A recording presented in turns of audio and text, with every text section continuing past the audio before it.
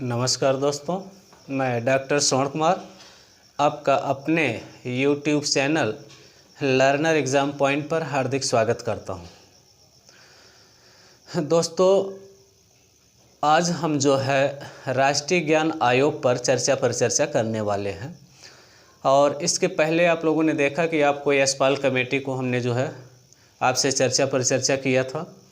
और उसके पहले जितने भी हमारी राष्ट्रीय शिक्षा नीतियां हैं, अर्थात आपने देखा कि 1968 की राष्ट्रीय शिक्षा नीति जो कि भारत की प्रथम राष्ट्रीय शिक्षा नीति थी, और द्वितीय राष्ट्रीय शिक्षा नीति 1986, और भारत की तृतीय राष्ट्रीय शिक्षा नीति जिसको हम कहते हैं संशोधित राष्ट्रीय शिक्षा नीति 1992 को, और भारत की थर्ड राष्ट्रीय शिक्षा नीति 2020, इस पर हमने आपसे चर्चा किया। तो चलते हैं दोस्त, आज हम जो है राष्ट्रीय ज्ञान आयोग पर चर्चा करने वाले हैं। तो सबसे पहले हम लोग चलेंगे राष्ट्रीय ज्ञान आयोग का गठन कब किया गया था। तो सबसे पहले देखेंगे यहाँ पर राष्ट्रीय ज्ञान आयोग का गठन कब किया गया था। आयोग का गठन कब किया गया था दोस्त। राष्ट्रीय ज्ञान आयोग का गठन, तो इसको देखेंगे राष्ट्र के ज्ञान में समृद्धि करने हेतु, अर्थात ज्ञान के संचार हेतु और औद्योगिक तकनीकी के क्षेत्र में, कृषि के क्षेत्र में, वैज्ञानिक क्षेत्र में भारतीयों के ज्ञान का विस्तार हो, अर्थात भारत एक ज्ञान की महाशक्ति बने, उसको ध्यान में रखते हुए डॉक्टर मनमोहन सिंह ने 13 जून 2005 को जो है राष्ट्रीय ज्ञान आयोग का क्या किया था दोस्त, गठन किया था। तो चलते हैं इसके प्रश्न पर। कह रहा है, प्रश्न नंबर 1 है, कह रहे कि राष्ट्रीय ज्ञान आयोग का गठन। तो यहाँ पर देखेंगे राष्ट्रीय ज्ञान आयोग का गठन 13 जून 2005 को किया गया था। कब किया गया था? 13 जून 2005 को। और किसने किया था? तो तत्कालीन प्रधानमंत्री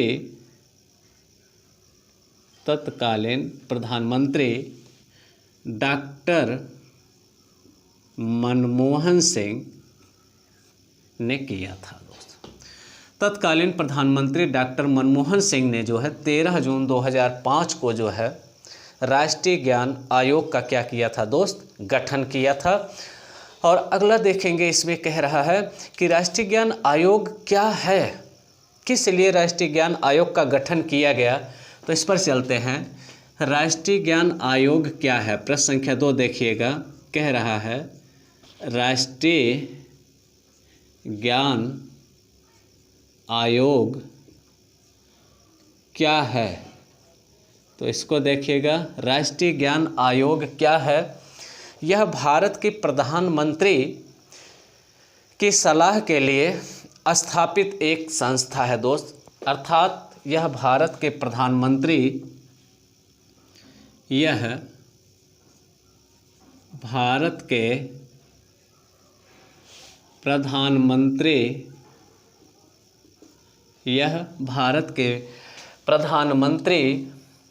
के सलाह के लिए, प्रधानमंत्री के सलाह के लिए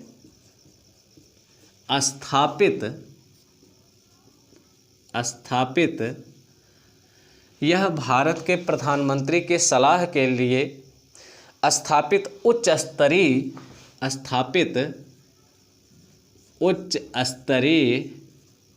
सलाहकार क्या है दोस्त? संस्था है। क्या है? संस्था है। तो देखिएगा, 2 प्रश्न का जवाब यहाँ पर हमने आपको दिया। पहला प्रश्न हमने बताया कि राष्ट्रीय ज्ञान आयोग का गठन किसने किया था, कब किया था। तो 13 जून 2005 को तत्कालीन प्रधानमंत्री डॉक्टर मनमोहन सिंह के नेतृत्व में जो है राष्ट्रीय ज्ञान आयोग का गठन किया जाता है। और राष्ट्रीय ज्ञान आयोग है क्या? तो यह भारत के प्रधानमंत्री के सलाह के लिए स्थापित उच्च स्तरीय सलाहकार क्या है दोस्त? संस्था है। यहाँ तक समझ में आया? बोलिए आगे चलें। तीसरा प्रश्न देखिएगा, राष्ट्रीय ज्ञान आयोग का गठन एवं कार्य करना कब से? तो यहाँ पर देखिएगा तीसरा प्रश्न क्या पूछ रहा है। प्रश्न नंबर 3 कह रहा है राष्ट्रीय ज्ञान आयोग का गठन कब किया गया? गठन एवं कार्य करना कब से प्रारंभ किया? कार्य करना कब से प्रारंभ किया? तो देखिएगा जो राष्ट्रीय ज्ञान आयोग था गठन तो हमने बताया, यहाँ पर देखिएगा गठन जो है 13 जून 2005 का गठन किया जाता है। और ये कार्य करना कब से शुरू करता है? तो यहाँ पर देखिएगा कार्य करना 2006 से। तो ध्यान दीजिएगा राष्ट्रीय ज्ञान आयोग का गठन 13 जून 2005 को किया जाता है और यह कार्य करना जो शुरू करता है 2006 से। अगला प्रश्न यहाँ पर पूछ रहा है कि राष्ट्रीय ज्ञान आयोग के अध्यक्ष कौन थे? तो यहाँ पर क्वेश्चन नंबर 4 देखिएगा, कह रहा है राष्ट्रीय ज्ञान आयोग के अध्यक्ष कौन थे? ये दोस्त पूछा जा चुका है। तो यहाँ पर अध्यक्ष देखिएगा सैम पित्रोदा। कौन थे? सैम पित्रोदा। राष्ट्रीय ज्ञान आयोग के अध्यक्ष कौन थे? सैम पित्रोदा। ठीक है। और इसका नेतृत्व किसने किया था? तो डॉक्टर मनमोहन सिंह के नेतृत्व में जो है। और राष्ट्रीय ज्ञान आयोग के अध्यक्ष कौन? सैम पित्रोदा के रूप में 2005 को क्या किया जाता है? राष्ट्रीय ज्ञान आयोग का गठन किया जाता है। और राष्ट्रीय ज्ञान आयोग का शीर्षक क्या था? ये भी प्रश्न पूछा जा चुका है। राष्ट्रीय ज्ञान आयोग का शीर्षक बताइए दोस्त, क्या शीर्षक था? तो यहाँ पर हमने आपने देखा जितने भी लगभग आयोग हमने पढ़ाया है, जैसे कोठारी आयोग का शीर्षक क्या था, ठीक है, फिर यशपाल कमेटी का शीर्षक क्या था, तो वैसे यहाँ पर राष्ट्रीय ज्ञान आयोग का जो शीर्षक था वो ज्ञान जो है राष्ट्र के नाम से था। क्या था? राष्ट्र के नाम। ठीक, यहाँ पर इन्होंने जो शीर्षक दिया था उस शीर्षक का नाम क्या था? राष्ट्र के नाम। ठीक, ये पूछा जा चुका है दोनों क्वेश्चन कि राष्ट्रीय ज्ञान आयोग के अध्यक्ष कौन थे और राष्ट्रीय ज्ञान आयोग का शीर्षक क्या था? तो राष्ट्र का नाम। आगे चलते हैं, या राष्ट्र के नाम। अगला प्रश्न पूछ रहा है कि राष्ट्रीय ज्ञान आयोग अपनी रिपोर्ट कब कब प्रस्तुत किया है? तो यहाँ पर देखिएगा क्वेश्चन नंबर 6, राष्ट्रीय ज्ञान आयोग अपनी रिपोर्ट कब कब प्रस्तुत किया था? कब कब प्रस्तुत किया था? तो देखिएगा क्योंकि गठन इसका 2005 में किया जाता, तो 2005 में इसने कोई प्रतिवेदन प्रस्तुत नहीं किया था। स्टार्ट कहाँ से किया था? यहाँ पर हमने बताया कि कार्य करना जो है राष्ट्रीय ज्ञान आयोग 2006 से स्टार्ट किया था। तो देखेंगे 2006, 2007, 2008 और 2009। तो 2006 में पहला प्रतिवेदन, फर्स्ट प्रतिवेदन दिया था। 2007 में जो है सेकंड प्रतिवेदन दिया था और 2008 में जो है थर्ड प्रतिवेदन दिया था और 2009 में जो है इसने फोर्थ प्रतिवेदन दिया था। ठीक, फोर्थ प्रतिवेदन दिया था दोस्त। ठीक है। और यहाँ पर इसी प्रश्न को घुमा करके पूछता है कि राष्ट्रीय ज्ञान आयोग ने अपनी अंतिम रिपोर्ट कब प्रस्तुत किया था? तो इसको भी देख लीजिएगा। क्वेश्चन नंबर 7, राष्ट्रीय ज्ञान आयोग ने अपनी अंतिम रिपोर्ट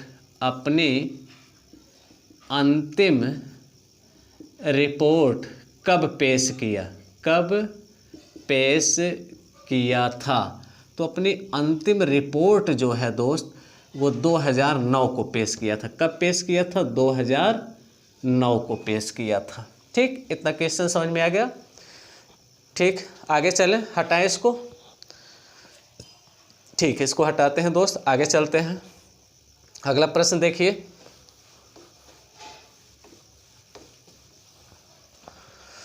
अगला प्रश्न देखिए राष्ट्रीय ज्ञान आयोग का।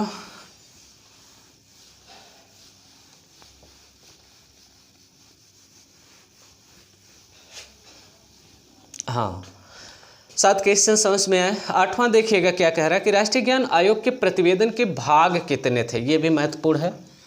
तो यहाँ पर देखिएगा कह रहा है राष्ट्रीय ज्ञान आयोग के प्रतिवेदन के भाग बताइए, प्रतिवेदन के भाग। तो राष्ट्रीय ज्ञान आयोग के प्रतिवेदन के भाग जो है टोटल कितने भाग थे, 5 भाग थे। कौन कौन भाग थे उसको भी देखेंगे हम लोग। तो पहला यहाँ पर देखेंगे ज्ञान की सुलभता, फर्स्ट यहाँ पर क्या है देखेंगे, ज्ञान की सुलभता फर्स्ट। और दूसरा यहाँ ज्ञान की सुलभता का मतलब सभी को शिक्षा दिया जाए, ठीक है, अर्थात अनिवार्य और निःशुल्क शिक्षा जो है वो सबको प्रदान किया जाए और शिक्षा जो है वो सबकी पहुंच तक हो दोस्त, ठीक है। और ज्ञान के सिद्धांत, अर्थात जो शिक्षा प्रदान किया जाए उसके कुछ सिद्धांत हैं दोस्त, ज्ञान के सिद्धांत, ठीक है। जैसे आपने देखा था कि ब्लूम की टैक्सोनॉमी में 3 सिद्धांत ब्लूम ने बताया था कि शिक्षा का जो उद्देश्य होता है दोस्त, वो पहला है ज्ञानात्मक पक्ष का विकास करना, और दूसरा क्या बताया था, भावात्मक पक्ष का विकास करना, और तीसरा क्या बताया था, क्रियात्मक पक्ष का विकास करना। तो ऐसे यहाँ राष्ट्रीय ज्ञान आयोग ने जो है अपने प्रतिवेदन के 5 भागों में आपने देखा कि जो पहला भाग यहाँ पर बताया था वो कहा है कि ज्ञान की सुलभता, ज्ञान सभी को प्राप्त हो और वो भी अनिवार्य हो और निःशुल्क हो। दूसरा बताया कि ज्ञान के कुछ सिद्धांत होने चाहिए, अर्थात रटाने पर बल ना दिया जाए दोस्त, उसकी बच्चे की सूझ शक्ति को विकसित किया जाए। और अगला देखिएगा अनुप्रयोग, अर्थात बच्चे जो पढ़े उसको अपने व्यवहार में प्रयोग करना सीखें दोस्त, अनुप्रयोग पर बल दिया गया है, ठीक। और चौथा यहाँ पर देखिएगा दोस्त, यहाँ पर सृजन बहुत इम्पॉर्टेंट है दोस्त, क्या है, सृजन। और 5वां देखिएगा सेवाएं, क्या है, सेवाएं। तो राष्ट्रीय ज्ञान आयोग के प्रतिवेदन के टोटल कितने भाग हैं, 5 भाग हैं। 5 भागों में हमने आपको क्या क्या बताया, ज्ञान की सुलभता, ज्ञान के सिद्धांत, अनुप्रयोग, सृजन और सेवाएं, ठीक है। इसके कुछ मुख्य बिंदु है, कितने कितने बिंदु है इसको भी देख लीजिएगा। तो ज्ञान की सुलभता जो है उसमें 7 बिंदु है, इसमें कितने बिंदु हैं, 7 बिंदु है। इसके अंदर चलने पड़ेंगे, 7-7 पॉइंट है, यदि हमें समय मिला आगे, ठीक है, वीडियो ज़्यादा लंबा नहीं हुआ तो इस पॉइंट पर भी हम चर्चा आपसे करेंगे। और ज्ञान के सिद्धांत में 11 बिंदु है, कितने बिंदु हैं, 11 बिंदु है। अब अनुप्रयोग में देखिएगा 5 बिंदु है, कितने हैं, अनुप्रयोग में 5 बिंदु हैं। और सृजन में देखिएगा, सृजन में भी कितने बिंदु हैं, 5 बिंदु हैं। और सेवाएं में कितने हैं, 1 बिंदु है, कितने, 1 बिंदु। तो यहाँ से भी प्रश्न कभी कभी बना है, इसको भी देख लीजिएगा। ज्ञान की सुलभता में 7 बिंदु रखा गया, ज्ञान के सिद्धांत में 11 बिंदु, अनुप्रयोग में और सृजन में 5-5 बिंदु रखा। हाँ, सृजन मौलिकता, प्रवाह, विविधता, विस्तारण, अब सारे चिंतन करने वाले, जिसको जेपी गिलफोर्ड ने कहा और टॉरेंसन ने बताया, ठीक है। सृजन, क्रिएटिविटी कुछ उसमें आए दोस्त, ऐसा एजुकेशन हो, हमारे शिक्षा का स्तर ऐसा हो, ऐसी तकनीकी का प्रयोग किया जाए, ऐसे शिक्षण सहायक सामग्रियों का प्रयोग किया जाए जिससे बच्चे में नए नए गुण और कौशल विकसित हों। इस पर बल दिया है कौन, राष्ट्रीय ज्ञान आयोग ने। आगे चलें दोस्त, यहाँ तक समझ में आया। अगला देखिएगा, राष्ट्रीय ज्ञान आयोग कितने क्षेत्रों में कितने सुझाव दिए हैं। अगला क्वेश्चन देखिएगा, तो क्वेश्चन नंबर 8 आपका हो गया होगा लगभग। और यहाँ पर देखिएगा राष्ट्रीय ज्ञान आयोग कितने सुझाव कितने क्षेत्रों में दिया, कितने क्षेत्रों में कितने सुझाव दिए, कितने सुझाव दिए, इसको देखिएगा। कह रहा है कि राष्ट्रीय ज्ञान आयोग कितने क्षेत्रों में कितने सुझाव दिए हैं। तो कितने क्षेत्रों में, तो देखिएगा 27 क्षेत्रों में 300 सुझाव, कितने, 27 क्षेत्रों में 300 सुझाव दिया। तो यहाँ पर क्या हो जाएगा, 27 क्षेत्र बराबर 300 सुझाव। तो राष्ट्रीय ज्ञान आयोग ने जो है 27 क्षेत्रों में और 300 सुझाव इसने क्या किया है दोस्त, प्रस्तुत किया है। आगे चलते हैं, अगला प्रश्न को देखिएगा। अगला प्रश्न पूछ रहा है कि राष्ट्रीय ज्ञान आयोग में जो सदस्य थे, कितने सदस्यों की एक कमेटी बनाई गई थी, ठीक है, कितने सदस्यों की एक कमेटी थी, क्योंकि यहाँ पर देखेंगे नेशनल नॉलेज कमेटी भी इसी को कहा गया है दोस्त, ठीक है। तो यहाँ पर नेशनल नॉलेज कमीशन भी इसी को कहा गया है। तो यहाँ पर पूछा क्या है, यहाँ पर देखिएगा, कह रहा है राष्ट्रीय ज्ञान आयोग में सदस्य संख्या बताइए, सदस्यों की संख्या कितनी थी। तो यहाँ पर 6 + 1 कर दीजिएगा, बराबर 7 सदस्य, अर्थात एक अध्यक्ष था, इसलिए इसमें टोटल कितनी सदस्यों की संख्या थी, 7, ठीक। अध्यक्ष को हटा के पूछेगा तो 6 पर चले जाइएगा। आगे चलते हैं, राष्ट्रीय ज्ञान आयोग ने कार्य योजना कब से प्रारंभ किया था, कार्य करना कब से प्रारंभ किया था, तो इसको भी देख लीजिएगा। 11वां राष्ट्रीय ज्ञान आयोग कार्य योजना आरंभ कब किया था, कार्य योजना आरंभ पूछ रहा है यहाँ पर, कार्य करना कब से आरंभ किया था। तो हमने बताया था कि गठन तो 2005 में हुआ था, लेकिन कार्य करना जो स्टार्ट किया था वो 2006 से स्टार्ट किया था राष्ट्रीय ज्ञान आयोग, ठीक। अपने राष्ट्र को ज्ञानवान बनाना, विश्व की महाशक्तियों में शामिल करना, ठीक है, वैश्विक महाशक्ति में शामिल करना, ठीक है। उसके लिए जो है विज्ञान की शिक्षा पर, तकनीकी की शिक्षा पर, कृषि की शिक्षा पर, व्यावसायिक शिक्षा पर, कौशल के विकास पर बल दिया गया, किसमें, राष्ट्रीय ज्ञान आयोग में दोस्त। अगला प्रश्न देखिएगा, यहाँ पर जो पूछा गया है, कह रहा है कि राष्ट्रीय ज्ञान आयोग का सुझाव, क्या सुझाव दिया था, यहाँ पर देखिएगा, क्वेश्चन नंबर 12 यहाँ पर देखिएगा, क्या कह रहा है, राष्ट्रीय ज्ञान आयोग का सुझाव, क्या क्या सुझाव दिया है यहाँ पर। राष्ट्रीय ज्ञान आयोग का सुझाव यहाँ पर देखिएगा, इसने कहा है कक्षा 1 में मातृभाषा और क्षेत्रीय भाषा में दिया जाए, और देखिएगा कक्षा 1 से मातृभाषा एवं क्षेत्रीय भाषा में के साथ अंग्रेजी शिक्षा अनिवार्य रूप से दिया जाए। तो पहला सुझाव इसका देखिएगा, यहाँ पर बहुत इम्पोर्टेंट ये है, कह रहा है यहाँ से आप स्टार्ट कर दीजिएगा, क्या, कक्षा 1 से किस भाषा में शिक्षा दिया जाए, मातृभाषा में एवं क्षेत्रीय भाषा में। ये देखिएगा, कक्षा 1 में बच्चा है तो उसको मातृभाषा और क्षेत्रीय भाषा में शिक्षा दीजिए, और अंग्रेजी अनिवार्य रूप से पढ़ाया जाए, अंग्रेजी को अनिवार्य रूप से पढ़ाया जाए दोस्त, अंग्रेजी अनिवार्य रूप से क्या किया जाए, पढ़ाया जाए। ये सुझाव दिया था कौन, राष्ट्रीय ज्ञान आयोग 2005। यहाँ तक समझ में आया। आगे चलते हैं,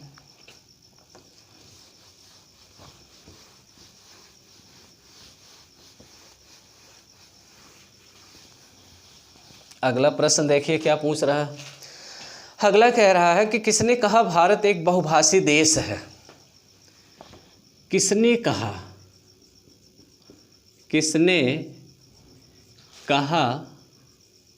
कि भारत एक बहुभाषी देश है।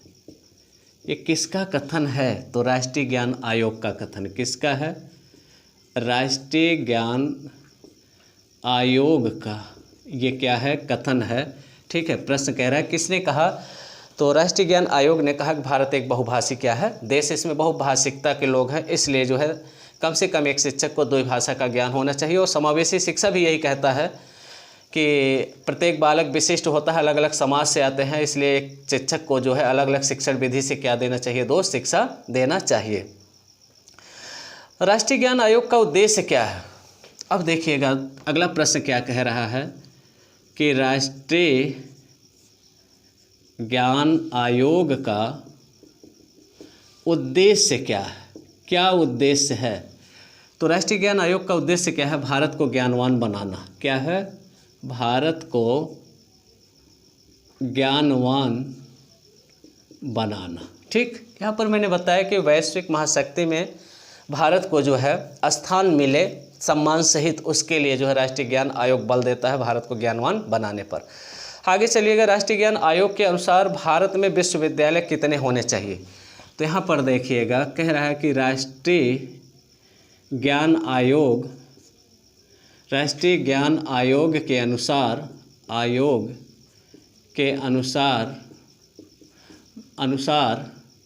भारत में कितने विश्वविद्यालय होने चाहिए। भारत में कितने विश्वविद्यालय होने चाहिए। तो 1500 इसने क्या कहा है, विश्वविद्यालय भारत में होने चाहिए। और राष्ट्रीय विश्वविद्यालय कितने होने चाहिए। तो राष्ट्रीय ज्ञान आयोग के अनुसार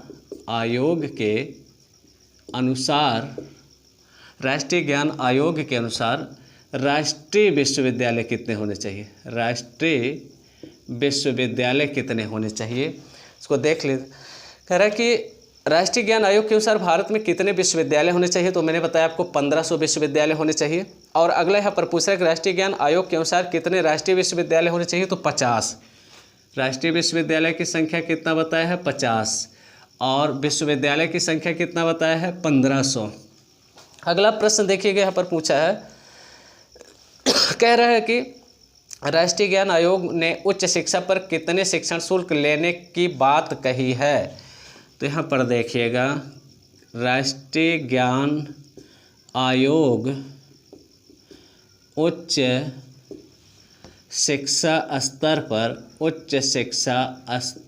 पर शिक्षण शुल्क के रूप में शिक्षण शुल्क कितना लिया जाए बच्चों से। तो 20%, कितना, 20% लिया जाए। अर्थात पूरे जो शिक्षण शुल्क होता है उसका 20% केवल जो है बच्चों से भार अर्थात वहन किया जाए। ठीक है, बाकी जो है वो यूजीसी अपना क्या करेगी, अनुदान दे करके जो है उस भार को वहन करेगी। दोस्त, ये भी यहाँ पर बताया गया। राष्ट्रीय ज्ञान आयोग ने व्यावसायिक शिक्षा के स्थान पर किस शब्द का प्रयोग किया है। तो कौशल विकास पर बल दिया। राष्ट्रीय ज्ञान विकास का क्षेत्र क्या है। आगे चलते हैं, यहाँ पर अगला प्रश्न देखिएगा, क्या कह रहा है कि राष्ट्रीय ज्ञान आयोग के विकास का क्षेत्र। राष्ट्रीय ज्ञान आयोग के विकास का क्षेत्र क्या है। विकास का क्षेत्र यहाँ पर देखिएगा, ये थोड़ा सा ध्यान दीजिएगा कौन कौन से क्षेत्र हैं। तो पहला देखिएगा ऊर्जा का क्षेत्र, और दूसरा देखिएगा पर्यावरण का क्षेत्र, और तीसरा देखिएगा यहाँ पर ऊर्जा का क्षेत्र, पर्यावरण का क्षेत्र और प्रौद्योगिकी का क्षेत्र, कृषि का क्षेत्र, प्रौद्योगिकी का क्षेत्र और कृषि का क्षेत्र।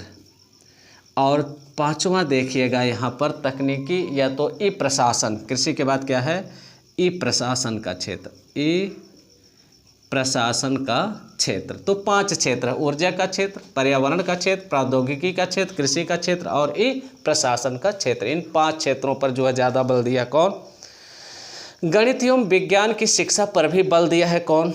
आगे चलते हैं, गणित और विज्ञान की शिक्षा में भी क्या किया है दोस्त, इसने बल दिया कौन, राष्ट्रीय ज्ञान आयोग। अगला प्रश्न देखिएगा,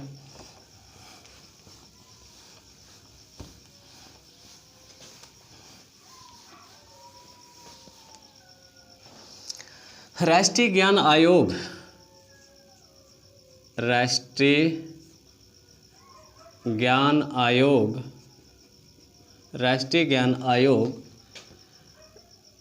गणित एवं विज्ञान की शिक्षा पर बल दिया। किस पर, विज्ञान की शिक्षा पर क्या किया है दोस्त, बल दिया। तो राष्ट्रीय ज्ञान आयोग जो है वो गणित की शिक्षा पर, विज्ञान की शिक्षा पर, अंग्रेजी की शिक्षा पर, मातृभाषा और क्षेत्रीय भाषा, 4 चीज़ों को जोड़ लीजिएगा, उस पर ज़्यादा बल दिया। आया समझ में, गणित की शिक्षा पर, विज्ञान की शिक्षा पर और क्या कहते हैं उसको जो है मातृभाषा में और क्षेत्रीय भाषा में सबसे ज़्यादा। राष्ट्रीय ज्ञान आयोग के प्रतिवेदन के कितने भाग थे। तो यहाँ पर देखिएगा, राष्ट्रीय ज्ञान आयोग के प्रतिवेदन के कितने भाग थे? राष्ट्रीय ज्ञान आयोग के प्रतिवेदन के टोटल 5 भाग थे, हमने अभी अभी आपको बताया। ठीक, आगे चलते हैं। 13 जून 2005 के मुख्य बिंदु यहाँ पर देखिए क्या था। 13 जून 2005 के प्रश्न पूछ रहा है कि 13 जून 2005 के मुख्य बिंदु क्या थे, मतलब कौन कौन से ऐसे पॉइंट्स पर ज़्यादा बल दिया गया था। ठीक है, कब जब गठन किया गया किसका, राष्ट्रीय ज्ञान आयोग का, तो उसके कुछ मुख्य बिंदु थे। ठीक है, उन 5 बिंदुओं को हम देखेंगे। चुनौतियों का सामना करने हेतु प्रतिस्पर्धात्मक शक्ति का विकास करना। देखिए पहला क्या कह रहा है कि चुनौतियों का सामना करने हेतु, चुनौतियों का सामना करने हेतु प्रतिस्पर्धात्मक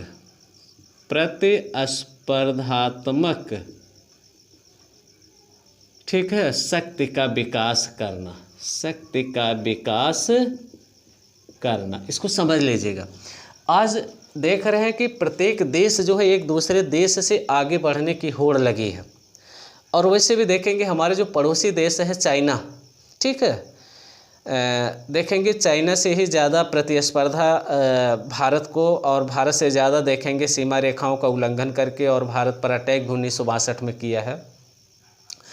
और भी देशों को देखेंगे तो आज जो है वो प्रत्येक देश साइंस और टेक्नोलॉजी के क्षेत्र में जो है वो प्रतिदिन आगे और निरंतर आगे बढ़ते रहने के लिए जो है नई नई डिस्कवरी करते रहते हैं दोस्त। तो ऐसे में सबसे पहला बिंदु जो है शामिल किया गया है कि चुनौतियों का सामना करने हेतु प्रतिस्पर्धात्मक शक्ति का विकास किया जाए यूनिवर्सल स्तर पर, इंटरनेशनल स्तर पर। दूसरा क्या है, विज्ञान एवं तकनीकी को उन्नतशील बनाना। ये देखिएगा क्या कह रहा है कि जो विज्ञान एवं तकनीकी को, देखिए दोस्त, डेवलप तभी हम करेंगे, विज्ञान एवं तकनीकी को उन्नतशील बनाना, उन्नतशील बनाना, अर्थात साइंस और जो हमारी टेक्नोलॉजी है उसको कैसे बेहतर बनाया जाए, ये दूसरा बिंदु इसमें शामिल किया गया। और तीसरा है शैक्षणिक संस्थाओं में सुधार लाना। देखिएगा दोस्त, जो हमारे शैक्षणिक संस्थान हैं, शैक्षणिक संस्थानों में जो है शैक्षणिक संस्थानों को सुधार करना, शैक्षणिक संस्थाओं में क्या करना है दोस्त, सुधार करना है। जो शैक्षणिक संस्थाएं हैं उसमें सुधार करना, क्योंकि आप देखेंगे शैक्षणिक संस्थाओं की तो स्थापना कर दिया गया है, लेकिन जो उसके मानक हैं उस मानक के अनुसार जो है ना तो वहाँ पर फर्नीचर की व्यवस्था, ना बिल्डिंग की व्यवस्था है, ना तो टीचर की व्यवस्था है, ना लाइब्रेरी की व्यवस्था है। तो ऐसे में राष्ट्रीय ज्ञान आयोग ने इस पर भी बल दिया है कि शैक्षणिक संस्थाओं में सुधार किया जाए। ठीक है, और अगला देखेंगे जो चौथा इसमें बताया गया है, ज्ञान के आदान प्रदान हेतु ज्ञानात्मक क्षमता का विकास करना। ज्ञान के आदान प्रदान हेतु, ज्ञान के आदान प्रदान हेतु, क्योंकि अब वर्ल्ड लेवल पर आप देखेंगे एक देश दूसरे देशों की शैक्षिक प्रणाली को क्या कर रहा है, प्रभावित कर रहा है।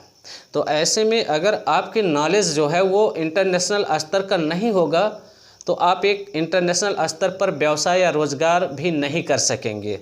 तो ऐसे में ज्ञान के आदान प्रदान करने हेतु ज्ञानात्मक क्षमता का विकास किया जाए।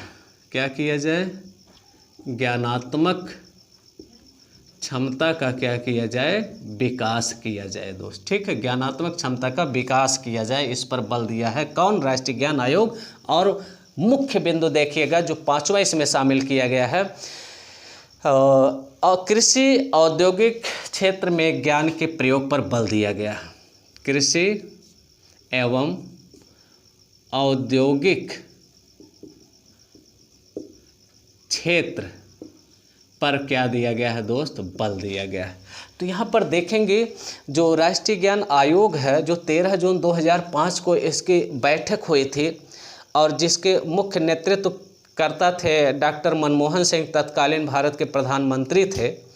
ठीक है दोस्त, उन्होंने जो है सबसे पहले जो है राष्ट्रीय ज्ञान आयोग की स्थापना का सुझाव दिया था। 7 सदस्यीय टीम को भी तैयार किया और अध्यक्ष जो बना दिया सैम पित्रोदा को। उनके नेतृत्व में जो है यह बल दिया कि यह एक समिति है और राष्ट्र के कैसे ज्ञानात्मक क्षेत्र में और कृषि के क्षेत्र में, औद्योगिक के क्षेत्र में, साइंस के क्षेत्र में, शिक्षा संस्थाओं के क्षेत्र में, ठीक है, कैसे डेवलप किया जाए, कैसे विकास किया जाए, इस पर आप अपने सुझाव दीजिए। अर्थात यह एक सलाहकार समिति संस्था थी और उस संस्था के माध्यम से समय समय पर यह क्या करती थी, सुझाव भी देती थी। दोस्त आगे चलते हैं।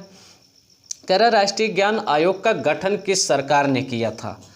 अगला प्रश्न देखिएगा, कह रहा है राष्ट्रीय ज्ञान आयोग की स्थापना किस सरकार ने किया था। तो यहाँ पर देख लीजिएगा किस सरकार ने किया था।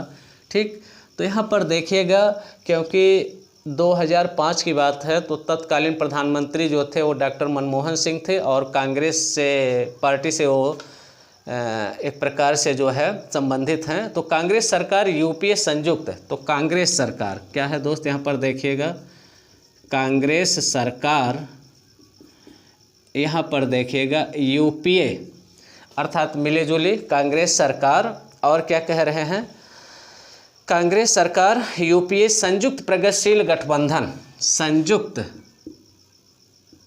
प्रगतिशील गठबंधन, प्रगतिशील कौन गठबंधन के आधार पर, ठीक है, के आधार पर जो है डॉक्टर मनमोहन सिंह ने कौन किया था दोस्त, डॉक्टर मनमोहन सिंह ने 13 जून 2005 को किया था। दोस्त यहाँ तक समझ में आया। राष्ट्रीय ज्ञान आयोग की स्थापना जो है यहाँ पर देखेंगे कांग्रेस सरकार और यूपीए अर्थात संयुक्त प्रगतिशील संगठन जो था, दोनों मिल करके 2005 में सरकार को जो बनाया था। और तत्कालीन जो है प्रधानमंत्री जो थे कौन थे दोस्त उस समय, तो डॉक्टर मनमोहन सिंह थे। उनके नेतृत्व में 13 जून 2005 को राष्ट्रीय ज्ञान आयोग का क्या किया जाता है, स्थापना किया जाता है। आगे चलते हैं। अगला पूछ रहा है कि राष्ट्रीय ज्ञान आयोग को समाप्त और भंग किसने किया था। यह भी प्रश्न पूछा जा चुका है। आयोग स्थापना तो आप लोग जान रहे हैं। अगला क्वेश्चन चलिए,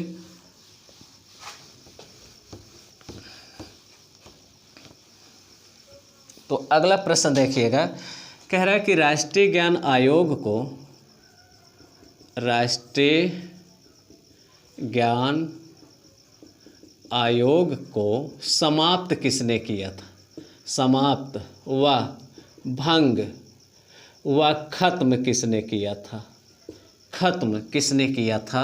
तो यहाँ पर देख लीजिएगा, सीधे देखिएगा कौन खत्म किया था, बीजेपी सरकार, बीजेपी सरकार। ठीक है, क्योंकि 2014 में बीजेपी सरकार कब खत्म किया था, तो 2014 में। क्यों, क्योंकि बीजेपी की सरकार बनी थी 2014 में और वहाँ पर जो है राष्ट्रीय ज्ञान आयोग को भंग व बंद व समाप्त व निष्क्रिय कर दिया गया था। ठीक है, आगे चलते। राष्ट्रीय ज्ञान आयोग के कार्य क्या है, तो राष्ट्रीय ज्ञान आयोग के कार्य देखिएगा, कौन कौन से कार्य हैं दोस्त। यहाँ पर देखिएगा प्रश्न पूछ रहा है कि राष्ट्रीय ज्ञान आयोग के कार्य क्या हैं। तो 5 कार्य इसके मुख्य हैं। शिक्षा पर, विज्ञान पर, प्रौद्योगिकी पर। पहला देखिएगा शिक्षा से संबंधित कार्य है। दूसरा देखिएगा विज्ञान से संबंधित कार्य है। तीसरा देखिएगा प्रौद्योगिकी से संबंधित कार्य है। और तीसरा देखिएगा प्रौद्योगिकी और चौथा देखिएगा कृषि से संबंधित कार्य है। और 5वां ई प्रशासन से संबंधित कार्य क्या है, ई प्रशासन से संबंधित कार्य। तो ये 5 कार्य हैं दोस्त किसके, राष्ट्रीय ज्ञान आयोग के मुख्य कार्य हैं कि इनका इस क्षेत्रों में कैसे डेवलप किया जाए, क्या क्या विकास इसमें दोस्त किया जाए। अब राष्ट्रीय ज्ञान आयोग के कौन से ऐसे सदस्य थे जिन्होंने त्यागपत्र दिया था, ये भी प्रश्न बना है, इसको भी थोड़ा देख लीजिएगा। आगे चले, हाँ, अगला देखिए क्या कह रहा। राष्ट्रीय ज्ञान आयोग का कौन सा ऐसा सदस्य जो त्यागपत्र दिया था? तो यहाँ पर देखिएगा, राष्ट्रीय ज्ञान आयोग के किस सदस्य ने, राष्ट्रीय ज्ञान आयोग के किस सदस्य ने त्यागपत्र दिया था? त्यागपत्र दिया। तो त्यागपत्र जो दिया, क्योंकि टोटल सदस्य 6 थे, अध्यक्ष को लेकर के देखेंगे तो टोटल सदस्य कितने हो जाएंगे? 7। तो एक उसमें जो सदस्य थे उन्होंने जो है त्यागपत्र दिया था, और उनका नाम क्या है? नंदन नीलेकणी। तो यहाँ पर देखिएगा, नंदन नीलेकणी। नंदन नीलेकणी ने जो है राष्ट्रीय ज्ञान आयोग के सदस्य से इन्होंने क्या किया था दोस्त? त्यागपत्र दे दिया था। और ये जो है UIDAI, ये थोड़ा सा महत्वपूर्ण है, इसको देखिएगा। UIDAI,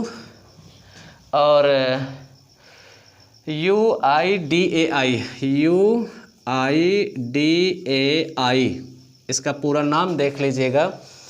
तो UIDAI, ये देखिएगा, इसका नाम जो है unique identification authority of India. Unique, यहाँ पर देखिएगा UIDAI, तो इसका हो जाएगा दोस्त unique identification authority of India, जिसने भारत में आधार कार्ड बनाने का कार्य किया था। इन्होंने जो है उस समय क्या दे दिया था दोस्त? त्यागपत्र दे दिया था। तो ठीक है दोस्त, जैसा भी होगा आप लोग कमेंट के माध्यम से बताइएगा। अगर ऐसे आपको पसंद आ रहे हैं तो फिर इसी प्रकार से चला जाए, और नहीं तो जैसे पहले चलते थे, ठीक है, वो पसंद आ रहा है तो बताइएगा, उसी अनुसार आपको हम क्या करेंगे, चर्चा पर चर्चा करेंगे। नमस्कार दोस्त।